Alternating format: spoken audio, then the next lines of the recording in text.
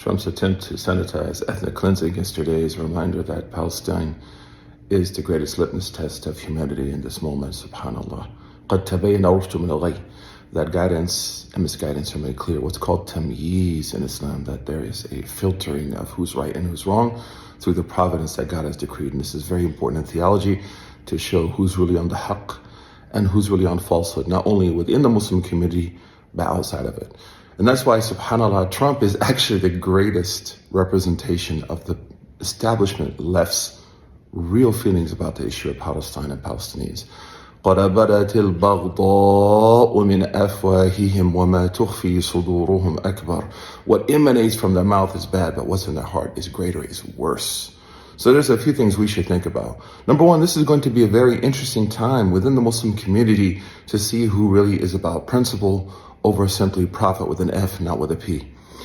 Number two is we have to put pressure, especially in the United States, politically and financially and institutionally, on organizations to stand against something for which there is no moral dilemma, and to rectify the situation by saying the reason that Palestinians are living the way they're living is because of the arms shipped by Biden, the destruction of Palestine under Biden, and then now Trump stepping in as partners in crime, right, to quote unquote rebuild Palestine.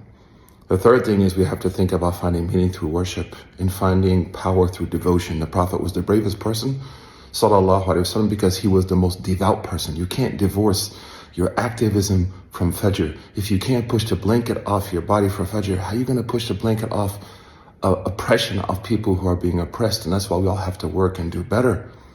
Finally, is to think about how this is going to impact Muslim nonprofits. Once again, the citizenry and the commitment of American Muslims is going to be brought to account, as we experienced in the early part of the 2000s.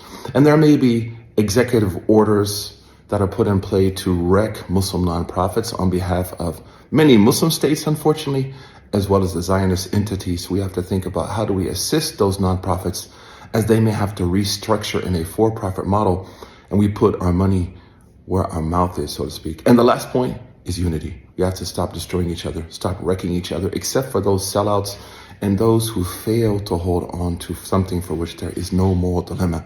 We have to support our students across the country. We have to support Palestinian activists across the country and understand that this is a struggle which is systemic in nature. Barakallahu feekum. Assalamu alaikum.